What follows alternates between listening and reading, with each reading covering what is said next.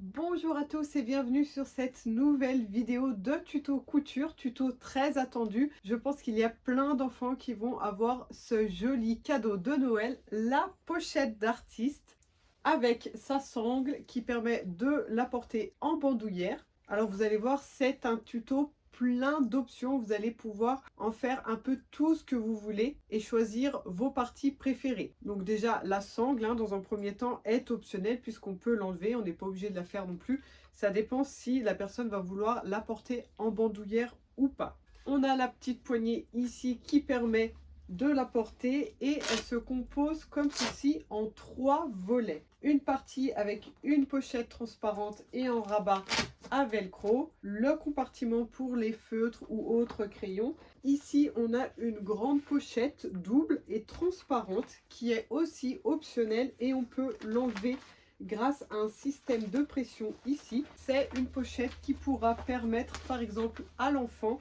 d'y ranger un petit livre de coloriage ou alors ses gommettes, ses dessins déjà faits, il pourra les classer, etc. Ensuite, on a le compartiment pour le bloc-notes ici, le bloc-notes ou un cahier ou des feuilles, etc. Avec sa petite languette pour éviter que ça me sorte vers le haut et que ça me tombe par terre. Et donc ici, on a un troisième volet avec une trousse, elle aussi amovible. Donc on peut poser sur la table pour avoir tout son matériel à portée de main. Et ici, un élastique avec un compartiment pour chaque chose que vous allez vouloir mettre à l'intérieur, totalement sur mesure. Ici, un petit bâton à colle, un stabilo, une paire de ciseaux, une règle. À vous de voir ce que vous allez vouloir mettre ici sur votre pochette qui peut servir tout aussi bien pour un enfant qu'une personne adulte. Vous allez avoir de quoi vous amuser. Après, vous allez aussi pouvoir l'adapter pour ne faire que 2 volets. À vous de voir, il y a tellement de possibilités de personnalisation sur ce joli projet. Je vous en montre une autre ici, réalisée dans ce tissu qui se prête vraiment du coup au projet d'artiste. Voilà, ici j'ai choisi d'y mettre plutôt des craies grasses, les crayons de couleur par ton. Il y en a 3 qui peuvent rentrer dans chaque compartiment et on retrouve exactement tous les mêmes éléments avec la trousse ici aussi, l'élastique, et voici sa pochette intérieure ici qui vient se fixer dedans avec les pressions. Pour information, car je sais que j'ai souvent la demande dans les commentaires, cette partie plastique ici s'appelle du cristal, c'est écrit sur le patron. C'est en fait de la nappe transparente en plastique que vous pouvez trouver dans n'importe quel magasin de tissus et des magasins comme Jiffy, La Forfouille, etc. Et ici c'est du filet comme les filets pour les petits sacs alimentaires, etc. Alors j'ai quelques informations maintenant relative au moment où je parle, là maintenant, à la date de la sortie de la vidéo. Tous ces tissus que vous pouvez voir ici pour la pochette d'artiste sont disponibles sur mon site internet. Il n'en reste plus beaucoup. Si vous voulez vous le procurer, dépêchez-vous. Donc certains d'entre eux comme les crayons ici sont au mètre et sinon il s'agit d'un coupon comme celui-ci avec plusieurs imprimés sur le thème de l'art et avec des trousses prêtes à coudre. Donc vous avez déjà le patron, on a juste à couper autour. Et là par exemple la trousse, pour information, ça donne ça, c'est la trousse rectangulaire dont le tuto se trouve du coup sur une autre vidéo pour pas surcharger celle-ci. Bien entendu, vous n'êtes pas obligé d'acheter le coupon, La trousse, on va pouvoir aussi la faire dans son propre tissu comme ceci. Le patron de la trousse se trouve aussi dans le patron de la pochette d'artiste. Et ce tissu est aussi disponible sur mon site internet. Vous retrouverez tous les liens dans la description juste en dessous de la vidéo. Une autre chose très importante à savoir par rapport à ce tuto et là à sa sortie, n'hésitez pas à partager un max avec vos proches, avec les personnes qui cousent, avec quelqu'un qui pourrait être intéressé par ce projet, car la vente de ce patron va permettre de réaliser un puits d'eau en Afrique, dans un petit village où l'eau potable n'est pas encore accessible. Donc une fois que les fonds nécessaires seront atteints grâce à la vente de ce patron, je ferai le don à l'association Un don, une action, un espoir. Je vous mets tous les liens concernant cette superbe association aussi dans la description de la vidéo. N'hésitez pas à aller jeter un petit coup d'œil pour connaître leur incroyable travail pour aider ces personnes défavorisées. Alors le but bien évidemment c'est d'obtenir la somme nécessaire pour financer le puits le plus rapidement possible. Donc n'hésitez pas à partager à fond cette information. Et si vous regardez cette vidéo d'ici plusieurs mois, 1, 2, 3, 6 mois, n'hésitez pas à aller voir sur mes réseaux sociaux. Il y a sûrement un autre projet humanitaire comme celui-ci en cours sur un autre patron, par exemple. Lorsque vous achetez votre patron, vous allez le recevoir directement par email en format PDF. Vous allez voir qu'il y a beaucoup de pièces rectangulaires, etc. Vous n'êtes pas obligé d'imprimer toutes les pages du patron pour ensuite les découper et les faire correspondre grâce aux lettres. Étant donné qu'il y a toutes les mesures écrites dessus, et par économie d'encre, etc., vous pouvez aussi tracer vous-même la plupart de vos pièces. Ou vous pouvez bien entendu tout imprimer, c'est fait pour ça aussi, pour les personnes qui le souhaitent. Toute la liste des fournitures et les métrages approximatifs sont écrits dans la liste sur le patron pour vous aider à acheter toutes vos matières avant de commencer. Allez, assez parlé, on passe à la partie pratique. Je vous retrouve tout de suite avec la toute première étape et mes explications qui seront, j'espère, très claires. Alors, la pochette d'artiste est composée en deux grandes parties principalement. On a l'intérieur de la pochette, comme on peut le voir ici avec toutes les poches, et la deuxième partie c'est l'extérieur ici. Donc on va travailler ces deux parties vraiment séparément et ensuite tout à la fin on va assembler ces deux parties ensemble. Donc je vais commencer dans un premier temps ici par l'extérieur, donc cette partie ici de la valisette, d'accord? Donc ici je vais utiliser le même tissu qui est le tissu des petits hiboux. Donc j'ai mon patron ici en deux parties seulement. Cette partie ici, morceau 1, correspond à cette partie ici qui va en fait se rabattre comme ceci à l'intérieur, et ensuite il y aura l'autre morceau du devant de la valisette par-dessus. Et c'est l'endroit, vous voyez, où on voit la poignée ici. Donc là, comme c'est dans le même tissu, il est en un seul morceau. Et la deuxième partie ici, morceau 2, correspond ici sur mon prototype à cette partie, plus ici le fond, plus la partie de droite ici. Donc tout cela ici est un seul morceau ici sur le patron. Si vous souhaitez faire quelque chose de similaire ici au prototype, c'est-à-dire avoir le devant sur un tissu, le fond de la valisette dans un autre tissu, le dos dans un tissu, et ici on aurait pu imaginer avoir cette bande ici différente aussi. Il vous suffit de découper sur les pointillés ici pour avoir tous vos morceaux séparés et de rajouter, là où vous avez découpé, bien 1 cm de couture sur la droite et sur la gauche pour chacune des pièces afin qu'elles puissent s'assembler les unes avec les autres et obtenir un seul morceau comme ceci. Voilà, donc ça c'est pour les personnes qui souhaiteraient faire quelque chose de plus similaire à ça en utilisant plein de tissus différents. Si vous utilisez le même tissu sur tout l'extérieur de la pochette, on a besoin donc de deux seuls morceaux, morceau 1 et morceau 2. Donc ces pièces sont thermocollées. Donc là, ce que vous pouvez faire, dès que vous avez coupé vos pièces, c'est bien marqué avec des crans ou alors avec une craie, ce que vous avez l'habitude d'utiliser pour des marquages. Marquez les plis ici au niveau du fond et aussi ici au niveau des velcro. Donc moi, ce que j'ai l'habitude de faire, voilà, c'est de planter une grosse aiguille comme ceci à l'endroit où j'ai besoin de faire un marquage. Et là où il y a la pointe de l'aiguille, ça peut être l'épingle, hein, je marque mes petits repères pour ensuite avoir juste à placer mon velcro.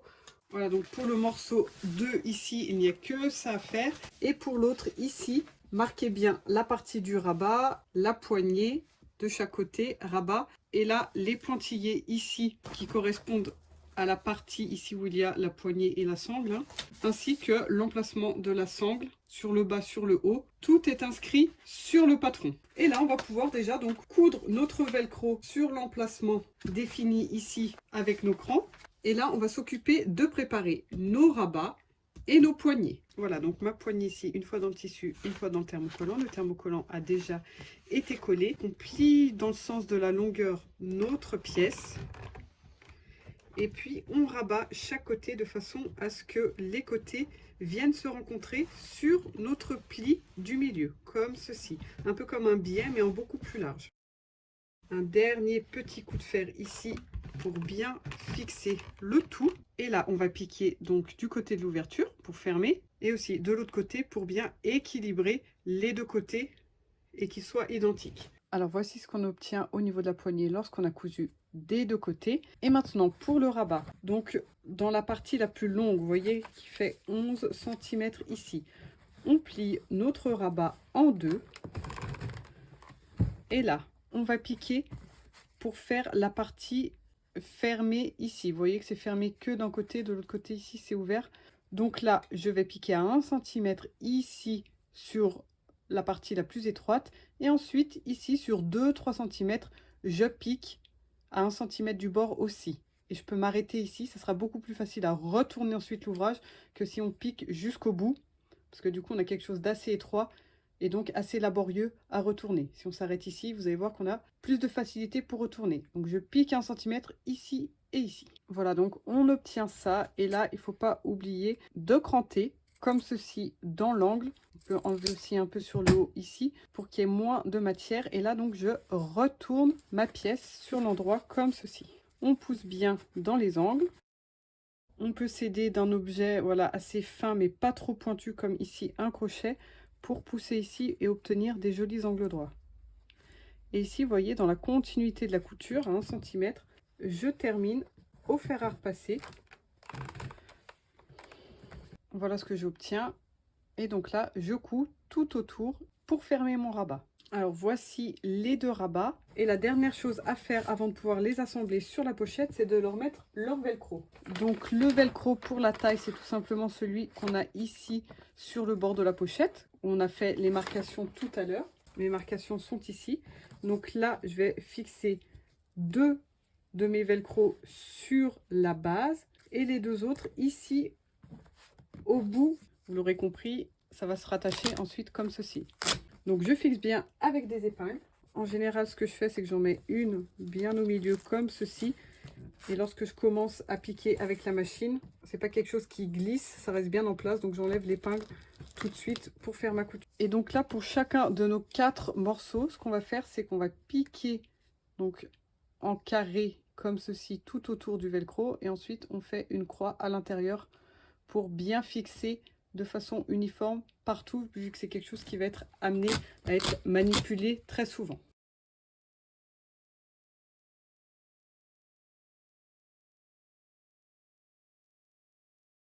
Voilà, donc là j'ai bien mes 2 velcro et ici les 2 rabats qui viendront se fixer ici. Donc là je reprends la pièce qui s'assemble de ce côté. Donc là si on regarde notre patron, hein, les premiers repères correspondent au rabat et ensuite les autres ici c'est la poignée. Donc là je m'occupe des rabats. Donc là je le fixe bien de la sorte et non pas comme ça, velcro face à moi, mais velcro face au tissu comme ceci. Donc là et ici sur le haut. Donc là, je vous conseille de les fixer à la machine, faire une petite couture ici vraiment au bord, juste pour les maintenir sur le tissu. Et ensuite, une fois que cela est fait, on se met ici endroit sur endroit au niveau de ces 2 parties. Et on va piquer ici à 1 cm avec nos rabats pris en sandwich à l'intérieur. Voilà, donc là, j'ai ma couture et lorsque je déplie, ça me donne bien ça. Un petit coup de fer. Et on va pouvoir piquer ici la poignée.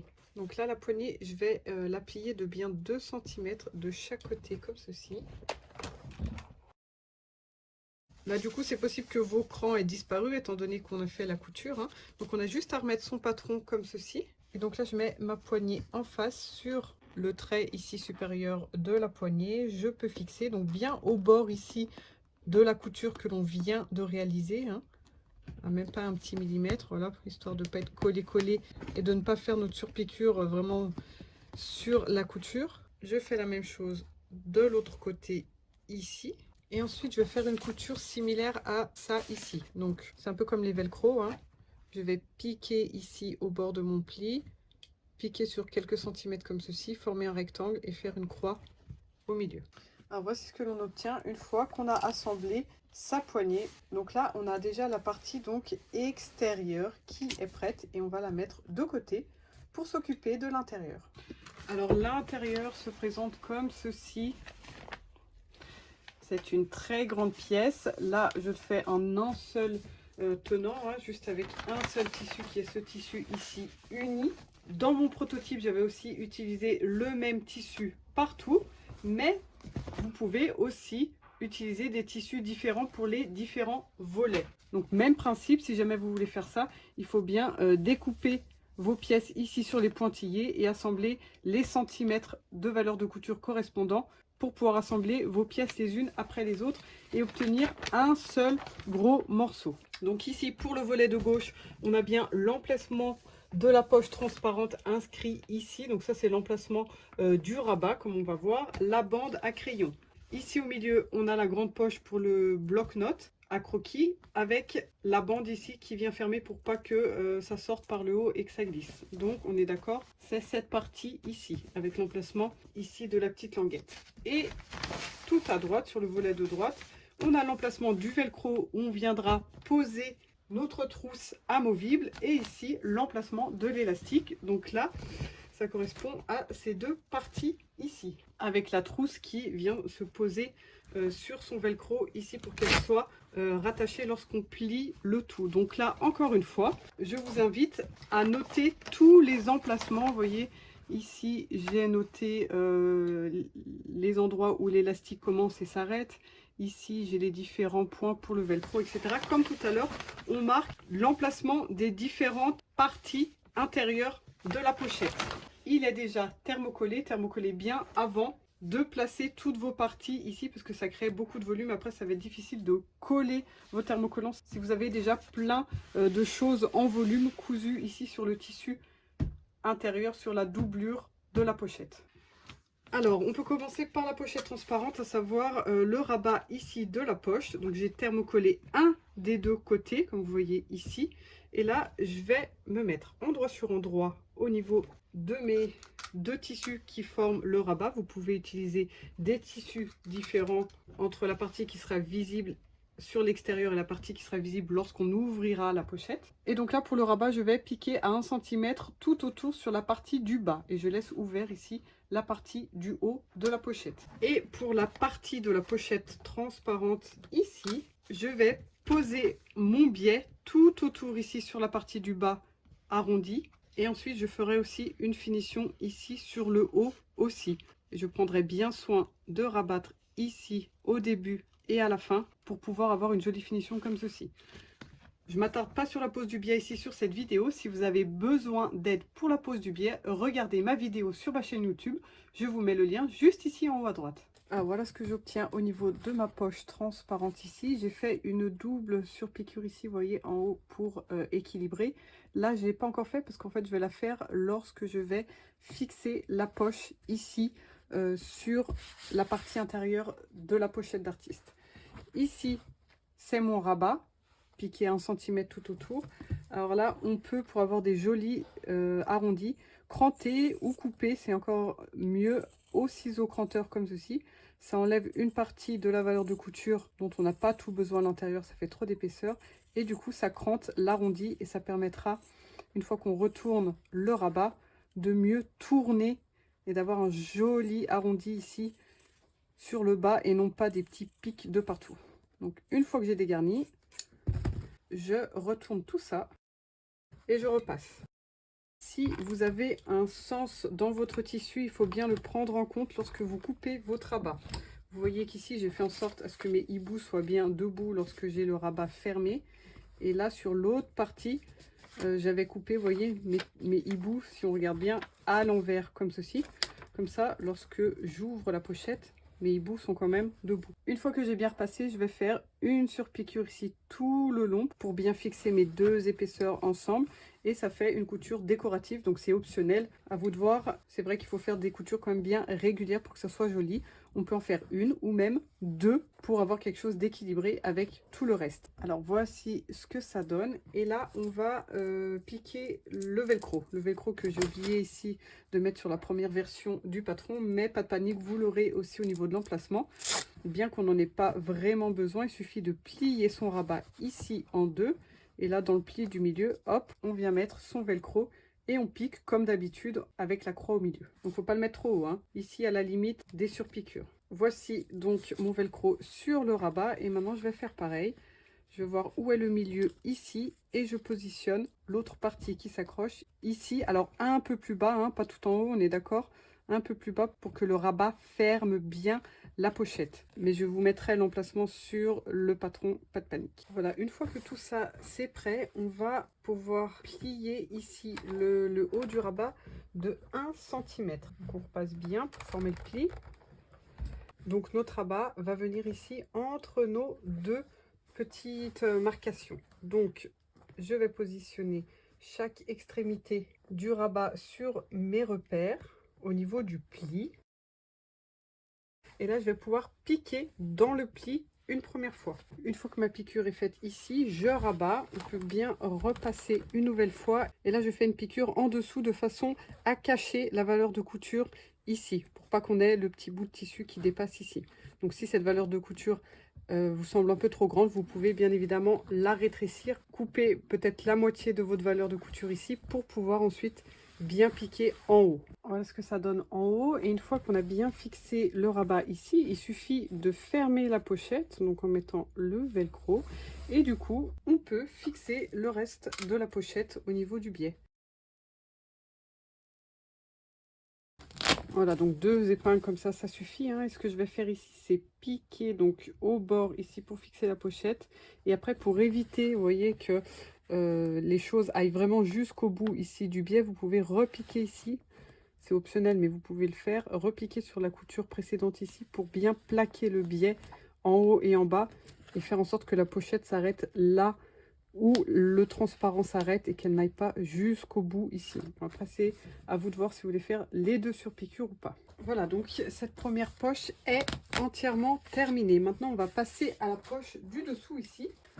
La poche où on va pouvoir mettre les feutres ou les crayons de couleur. Donc j'ai fait en sorte de faire des petites poches à soufflet pour que ça soit pas complètement plaqué. Le problème que lorsqu'on a des poches plaquées ici au niveau des feutres, c'est que lorsqu'on les met, vu qu'ils ont quand même une certaine épaisseur, la pochette a tendance à se retourner comme ça parce qu'il n'y a pas assez d'aisance pour pouvoir rester bien à plat avec les feutres ou les crayons de couleur, hein, ce que vous allez mettre à l'intérieur. Donc là, voilà, je me suis basée sur des feutres un peu comme ça. Enfin, c'est les feutres de ma fille, je les ai pas sous la main là, mais ils sont même un peu plus larges que le feutre Velleda ici. Après, ça peut très bien s'adapter à des stylos un peu plus petits. Il vaut mieux que ça soit un peu plus grand que trop fin. Et très franchement, une fois que c'est à l'intérieur, étant donné qu'elles sont quand même profondes, il n'y a pas de raison que ça glisse trop facilement une fois que la pochette est pliée, etc. Après, vous pouvez toujours adapter cette bande à votre projet.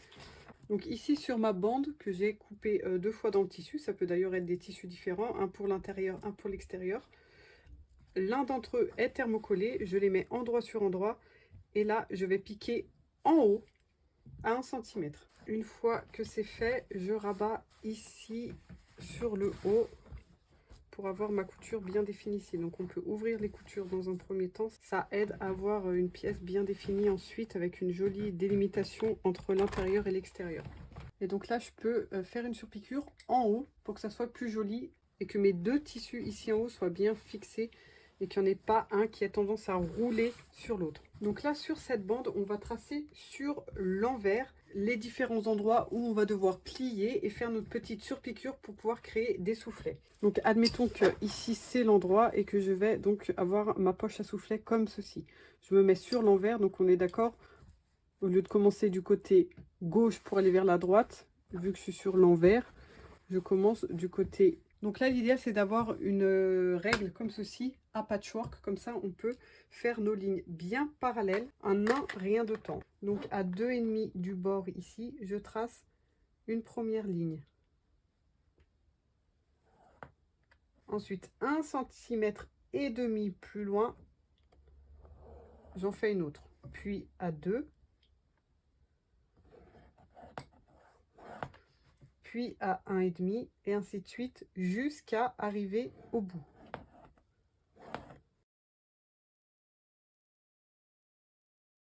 Et une fois qu'on a fait toutes ces lignes droites, on va plier nos tissus donc sur ces fameuses lignes. Donc on peut les marquer au fer si ça vous facilite la tâche. Et à chaque fois qu'on plie, on fait une petite surpiqûre le plus près possible du pli. Donc là, hop, je vais faire une surpiqûre ici. Ensuite, la prochaine va être là. Toujours dans le même sens, hein, du même côté. Ensuite, ici.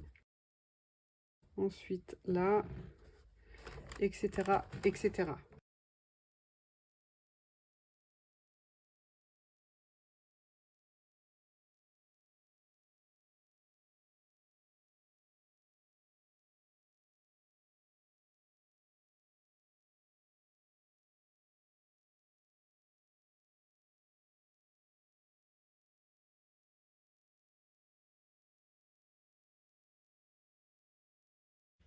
Alors une fois qu'on a terminé notre petit accordéon comme ça, du côté gauche, donc le bord de la pochette, on se met bord à bord ici, comme ceci. Donc là, clip ou épingle, hein, à vous de voir ce qui vous convient le mieux. Mais on fixe bien le bord pour pas qu'il bouge. Ici, nos deux premiers soufflets, là où on a un écart de 1,5, doivent se rencontrer. Et donc là où ils se rencontrent, on les fixe. Là, on laisse et là, on fixe. Donc à chaque fois, on saute un espace et on rejoint les deux prochaines surpiqûres ici. Et tout le long, on fixe ici en s'alignant avec le bas de la pochette.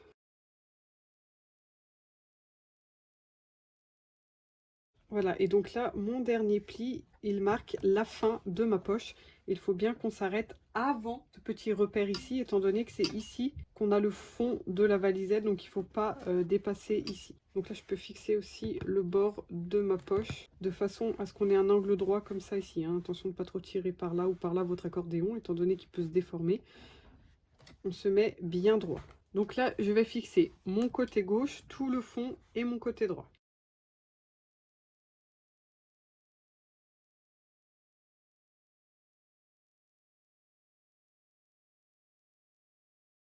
Voilà, donc maintenant, on va devoir faire les piqûres entre chaque poche à soufflet ici pour pouvoir les séparer. Donc là, évidemment, on a l'impression que ça part un peu dans tous les sens parce qu'on a moins de tissu en bas et en haut, là, ben voilà, on a beaucoup plus de tissu, c'est beaucoup plus grand. Donc, on va fermer notre accordéon ici en rapprochant, comme on l'a fait en bas ici, la partie du haut pour plaquer la poche, en fait, pour faire comme si, voilà, pour obtenir la même taille en haut qu'en bas. Donc on ne va pas fermer en haut, là où je mets les petites pinces. Hein. Il faut que ça reste ouvert, étant donné que c'est ça qui va permettre de donner du volume à la poche et de pouvoir passer ces feutres. Je les ferme juste pour pouvoir avoir comme une poche plaquée et pour faciliter la couture qui sépare chaque. Voilà, donc là, en gros, on a une piqûre ici, pile entre les deux plis, d'accord? Pile ici au milieu, ici, ici, ici, ici, ici, etc. jusqu'au bout. Donc pile entre chaque pli formé ici, là où on a un plat, on pique au milieu.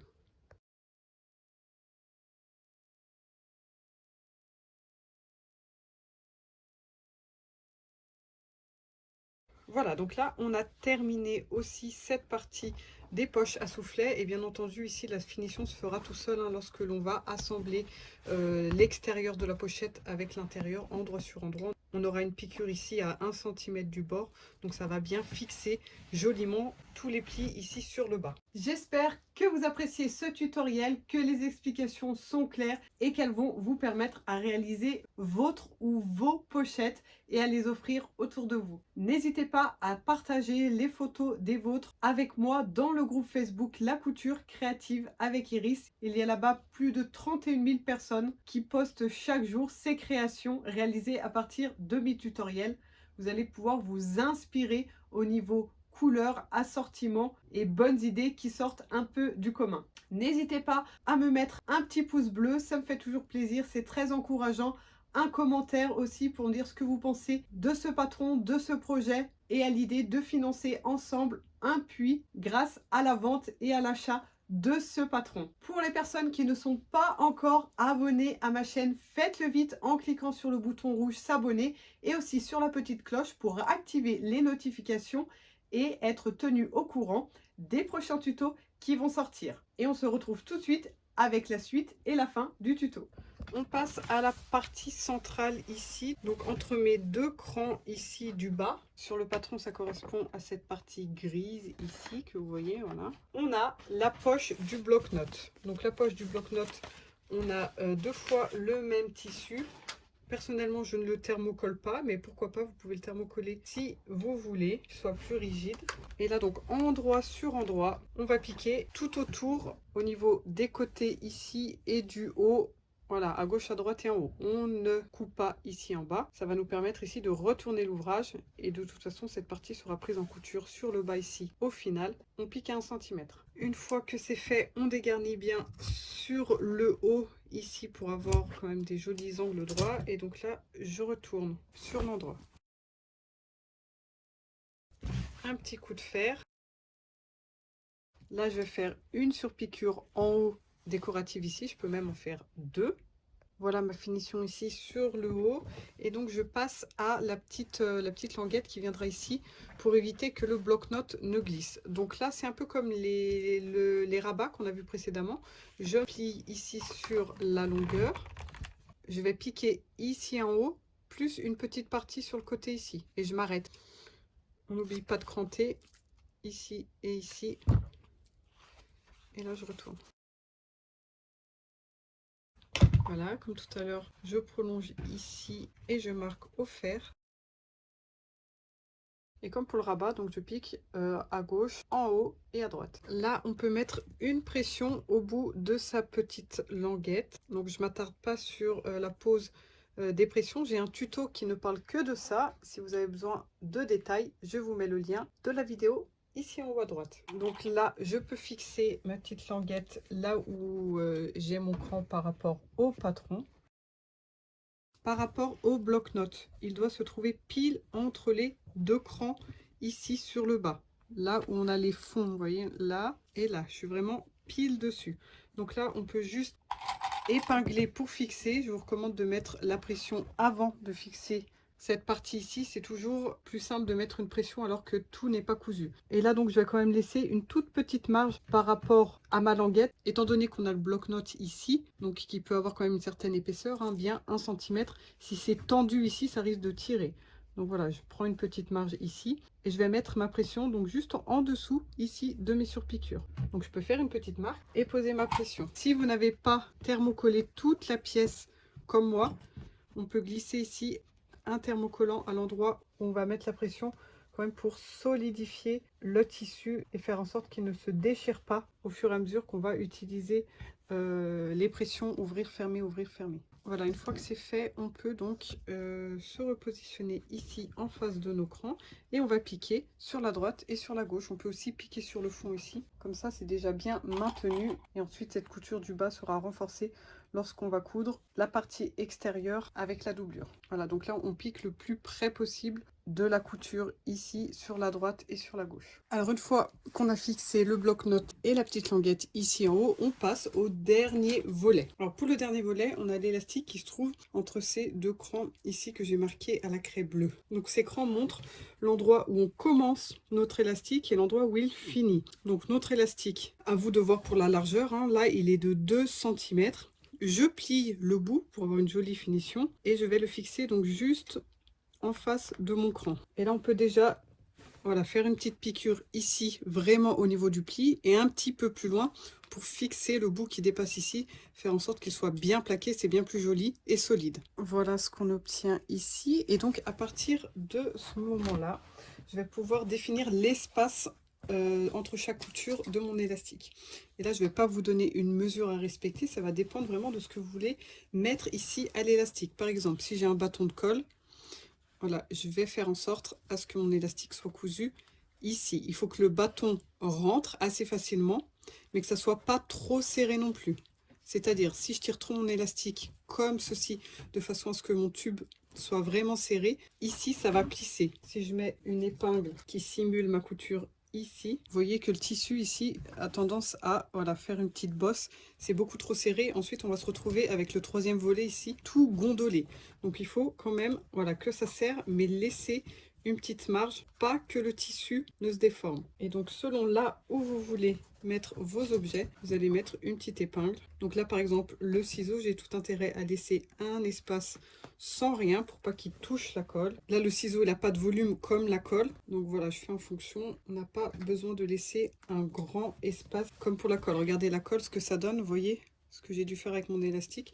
Donc là, ça va vraiment dépendre de ce que vous allez mettre au niveau de votre élastique. Donc là, je vais mettre le petit stabilo. Donc là, pareil, il y a un volume, donc ça donne ça. Là, il n'y a presque pas de volume. Là, il y a beaucoup de volume. Si vous souhaitez mettre, par exemple, que des feutres comme ça, mais il vous suffit d'en faire un premier. Voilà, par exemple, là. Ensuite, vous pouvez retirer l'épingle juste du dessous ici, mais la garder sur l'élastique. Vous mesurez donc là à 2,5. Donc là, à chaque fois sur l'élastique, vous allez avoir une couture à 2,5. Seulement attention, vous n'allez pas la coudre tendu comme ça tous les 2 cm et demi, étant donné qu'il y a du volume. Donc on refait notre simulation ici.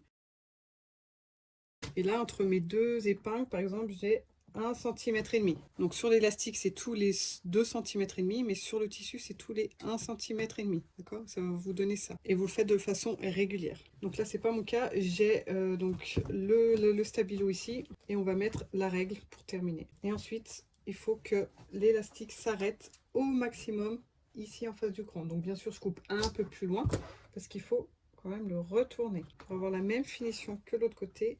Et j'épingle. Une fois que j'ai retiré tous mes différents articles, je regarde quand même que mon élastique soit droit, ce qui n'est pas trop le cas ici. Là, il a tendance à descendre. Donc là, voilà, il faut bien garder les mêmes repères, mais faire en sorte quand même que son élastique soit cousu bien droit. Et là, on n'a plus qu'à faire nos piqûres à l'endroit où on a des épingles.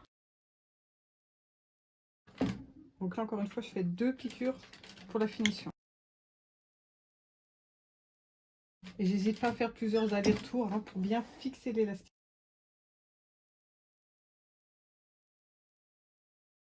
Une fois qu'on a terminé au niveau de l'élastique, on passe au velcro. Alors là, on a juste notre velcro à positionner. En s'aidant du patron, vous pouvez couper la bonne taille. Hein, et vous allez le positionner ici, comme d'habitude, comme les autres velcro, entre les 4 crans. Et ensuite, on n'a plus qu'à faire la trousse amovible ici en volume. Donc pour la trousse, vous avez le patron comme ça.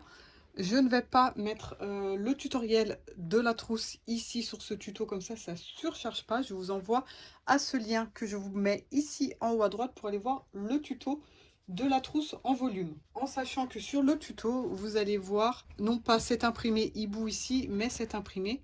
Comme ça me permet de faire le tuto de la trousse donc rectangulaire que vous pouvez trouver en patron prêt à découper comme ceci sur mon site internet dans plusieurs imprimés, dont celui-ci, ou bien encore celui-ci qui m'avait servi pour le prototype. Donc si vous avez acheté les patrons prêts à couper artiste ici pour faire votre pochette d'artiste, du coup vous avez déjà le patron vous tout fait, hein, vous avez juste à couper ici sur les pointillés. Voilà, donc ça c'est sur l'autre tuto. Et nous ici on se retrouve après couture du velcro pour terminer notre pochette d'artiste en assemblant l'extérieur avec l'intérieur. Là au niveau de la partie extérieure, si certains d'entre vous souhaitent faire ce genre d'application comme je l'ai fait ici avec ce coupon, sachez que j'utilise ici le thermocollant double face Tech Label pour faire cette finition ici. J'avais filmé cette étape et donc je vous mets la vidéo juste ici en haut à droite, comme ça vous pouvez vous aussi faire ce genre de détails. Avant d'assembler l'intérieur et l'extérieur de votre pochette, bien entendu vous pouvez faire des personnalisations ici au niveau broderie, etc. Vous pouvez mettre votre petite étiquette, donc il suffit de faire la manipulation de fermer la pochette hein, telle que ça sera lorsqu'elle est finie. Donc votre dos, on est d'accord, c'est bien ici, et là on peut poser par exemple une petite étiquette à cet endroit. Voilà, à faire avant assemblage final. Et autre chose que l'on doit faire ici, c'est poser notre sangle. Si jamais vous souhaitez mettre la sangle ici au niveau de la partie supérieure de la valise de part et d'autre de la poignée pour pouvoir transporter sa petite valise en bandoulière. Donc là, voilà, j'ai environ 6 cm pour chacune de mes sangles. Et là, je vais y passer un petit mousqueton comme ça. Comme ça, on peut mettre ou pas la sangle, d'accord? C'est facile de pouvoir l'enlever si voilà, elle nous embarrasse ou on veut utiliser la petite valisette sans. Donc là, je passe ma sangle à l'intérieur ici. Donc je vais me positionner comme ceci, d'accord? Vers l'intérieur de la valisette et non pas comme ça. Et donc là, pile en face de notre cran qu'on avait fait auparavant lorsqu'on a relevé tout l'écran sur ces pièces. Je fixe ma sangle et donc je vais la coudre ici et pareil tout là-bas en haut. Donc là, on peut faire juste une petite couture de maintien. Ensuite, lorsqu'on va assembler avec l'intérieur de la valise, on va de toute façon repiquer encore une fois à cet endroit. Voilà, donc tout est bien fixé ici. J'ai mis les sangles, l'étiquette. Et avant d'assembler ça avec la partie intérieure, je vais fixer une de ces deux parties. Donc ou celle-là, l'extérieur, ou l'intérieur ici. Hein, peu importe, mais je pense que vu qu'il y a quand même moins de détails ici par rapport à ici où on a toutes les poches, etc. Il vaut mieux prendre l'extérieur. On va le fixer sur notre ouate ici. C'est-à-dire que je me mets comme ceci, la ouate en dessous. Donc la ouate qui est coupée un peu plus grande que notre pièce en tissu, je vais bien épingler ma pièce ici. Et ensuite, je vais piquer tout autour sur le tissu ici, vraiment tout près du bord, à quelques millimètres, pour fixer l'extérieur de ma pochette sur la ouate. La ouate va permettre d'apporter plus de tenue. Donc là, je vais en mettre que sur la partie extérieure. Si vous voulez qu'elle soit encore plus rigide, vous pouvez pourquoi pas mettre de la ouate aussi sur l'autre partie. Évidemment, ça fera une pochette beaucoup plus épaisse, hein, toute moelleuse. Vous pouvez aussi choisir de molletonner votre valisette. Alors par contre, si vous molletonnez la pochette, il faut bien le faire avant de poser toutes les poches, etc. Évidemment, une fois que les poches sont déjà cousues, on ne peut pas piquer en oblique pour faire le matelassé. Voilà, donc une fois que c'est tout bien épinglé, on passe à la machine et on fait donc la petite piqûre tout autour. Voilà, donc là tout est bien fixé, j'ai plus qu'à couper ma ouate au ras du tissu pour qu'il fasse exactement la même taille. Ok, une fois que tout ça c'est fait, on se met bien endroit ici au niveau de l'extérieur du tissu. Donc tout ce qui est rajouté sur les extérieurs ici, il faut bien que ça soit à l'intérieur. Pareil pour notre partie intérieure ici, on va se mettre donc endroit sur endroit. Donc là je retourne cette pièce. Ça, il faut bien que ça soit à l'intérieur. Et là, on va épingler tout autour et on va piquer donc à 1 cm tout autour de notre rectangle en laissant une ouverture. L'ouverture, de préférence, on va la laisser ici au niveau du dos, puisque c'est la partie qui sera la moins visible. Donc, plus elle sera grande, plus ça sera facile ensuite de retourner notre ouvrage. Je vous conseille de laisser une ouverture d'environ voilà, entre 10 et 15 cm ici sur le dos, sachant que ça sera la partie où on aura ici le bloc-notes. Faites attention de ne pas laisser cette ouverture trop grande non plus. Il ne faut pas que cette ouverture aille jusqu'au fond ici de la valise, donc de ce côté là où on a la sangle, mais pas non plus ici où on va avoir le fond de la valise, hein. Voilà, bien au milieu ici. Voilà, donc là, j'ai vraiment tout bien fixé. Fixé bien tout le tour hein, pour éviter que ça bouge. Et là, vous voyez, j'ai bien marqué avec ma craie bleue à l'intérieur de la pochette l'endroit où je dois commencer et m'arrêter. Parce que moi, ça m'arrive souvent d'oublier. Et là, vraiment, il faut que je laisse une ouverture. Donc c'est parti, on pique bien à 1 cm. Voilà, donc là, tout est assemblé.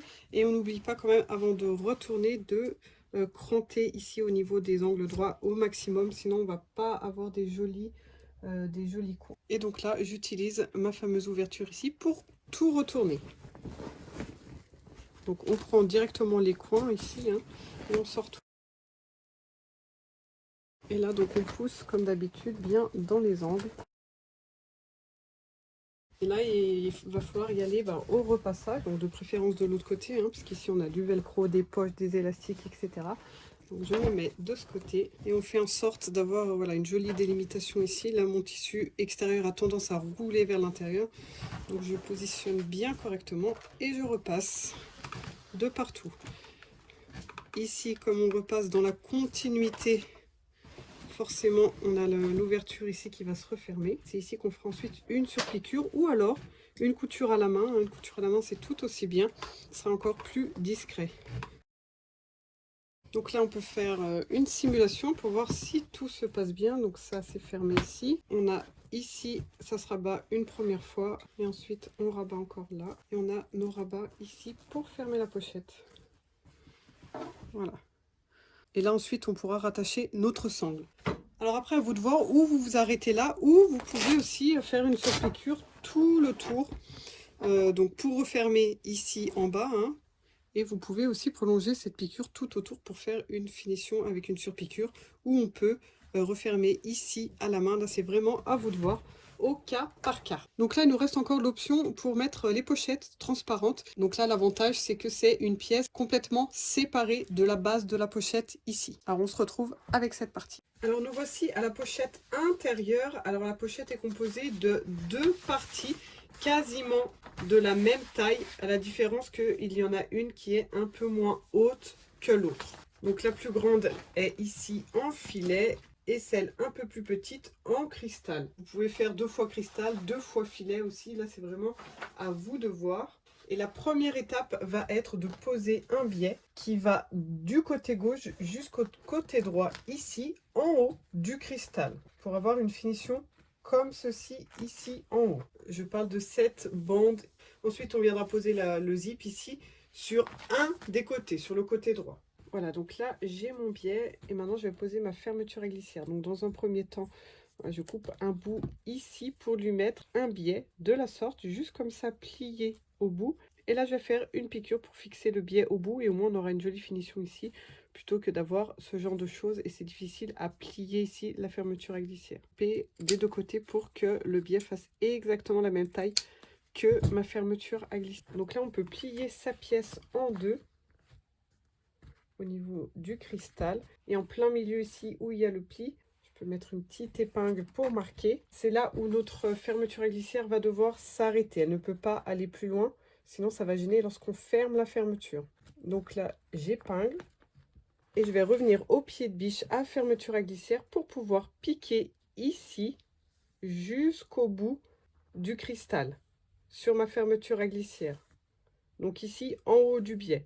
Et je peux prolonger bien sûr cette couture jusqu'au bout ici pour équilibrer.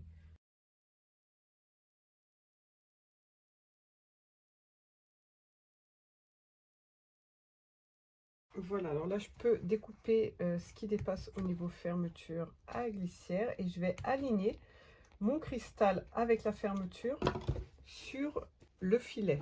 Donc ils sont censés faire la même taille ici maintenant avec la fermeture. Et là je vais épingler tout autour. Et on n'a plus qu'à poser le biais tout autour comme ceci. Donc ce qu'on peut faire dans un premier temps, c'est une piqûre de maintien hein, pour bien que le plastique et le filet soient ensemble et qu'ils ne bougent pas. Et une fois que tout est maintenu ensemble, on va poser le biais. Et là on en profite pour bien fermer au niveau de la fermeture à glissière. On peut faire plusieurs allers-retours hein, pour être sûr que le curseur ne ressorte pas par accident ensuite. Alors là, pour piquer sur le cristal, j'ai mis un pied de biche en téflon pour pas que ça accroche. Vous avez aussi la possibilité de travailler avec une bande de papier de soie que vous alignez comme ça le long de votre tissu ici, de votre cristal. Et vous piquez sur le papier de soie, ça évite au pied de biche de coller. Sinon, vous pouvez aussi piquer du côté filet, ça aura moins de chances d'accrocher. On n'a plus qu'à poser le biais. Alors là, à vous de voir où vous posez votre biais ici en angle droit au niveau des quatre coins. Ou alors on crée des arrondis en coupant comme ceci au ciseau, vraiment des petits arrondis, hein, pas besoin que ça soit très prononcé. Et ensuite, vous utilisez celui que vous venez de faire pour couper les autres de la même sorte. Alors là, sur ma chaîne YouTube, il y a vraiment le tuto détaillé pour les deux techniques, que ce soit poser le biais en angle droit ou en arrondi. Donc vous pouvez aller sur ces vidéos pour vous aider dans la pose finale de ce biais. Donc là on peut commencer pourquoi pas pile en face de la fermeture à glissière ici sur le bas, c'est l'endroit qui se verra le moins. L'idéal c'est de piquer sur ce que j'appelle l'envers, même si au final bon ben, la pochette sera visible des deux côtés, il n'y a pas vraiment d'endroit ou d'envers. On pique ici une première fois tout autour et ensuite on rabat ici son biais de ce côté pour piquer sur l'intérieur de la pochette. Voilà ce que ça donne au niveau de notre pochette entière. Et là, on peut faire une piqûre en plein milieu. Donc le milieu, je vous rappelle, c'est là où la fermeture à glissière s'arrête pour bien délimiter les deux côtés de la pochette. Et ensuite, elle va pouvoir s'ouvrir. Ici, elle ferme avec la fermeture. Et ici, elle est libre d'accès comme ceci, juste en passant la main. Et ensuite, on va pouvoir la fixer sur la pochette ici, sachant que sur le patron, vous avez ici les emplacements pour les pressions. Donc on va poser ces pressions dans un premier temps ici sur l'intérieur de la pochette. Voilà, donc là j'ai mes pressions et je positionne ma pochette ouverte comme ceci avec la couture au niveau des pressions ici. Et pile en face, je peux mettre les pressions de la pochette. Voilà, pour que ça corresponde en haut et en bas. Voilà, on n'a plus qu'à fermer ici et du coup on a la petite pochette amovible à l'intérieur qui est prête. Et on pourra mettre tous ces petits coloriages, ces dessins terminés, classés, etc. On arrive vraiment à la fin du tutoriel. Il ne reste plus que la sangle. Donc la sangle qui est optionnelle. Donc pour la sangle, dans un premier temps, je vais la fixer ici sur le régulateur de sangle. Donc je passe de part et d'autre comme ça du régulateur par rapport à la barre centrale. Et là, je peux plier ma sangle comme ceci. Et là, je vais faire déjà une piqûre, même 2 piqûres hein, pour bien fixer cette partie, 2 piqûres parallèles, ici et ici. Ensuite, ici, au bout de ma sangle, je viens mettre un anneau. Alors, je vous rappelle, un anneau ou en mousqueton. Hein, du coup, c'est peut-être plus intelligent. Je l'avais écrit précédemment de mettre l'anneau ici, qui prend bien moins de place. Lorsqu'on enlève la sangle, c'est plus logique d'avoir juste un anneau ici sur la pochette plutôt que d'avoir carrément le mousqueton. Donc, on passe dans l'anneau ou le mousqueton. Lorsqu'on en arrive ici au régulateur, on repasse dedans, exactement au même endroit. Voilà. Et c'est ça qui va permettre du coup de coulisser. Alors vérifiez que vous n'avez pas fait des tours avec votre sangle, hein, sinon après ça sera tout vrillé comme là, vous voyez. Donc faites pas ça, là c'est tout vrillé, donc il faut voilà, relever et remettre bien sa sangle à plat. Donc là par exemple ça va ici.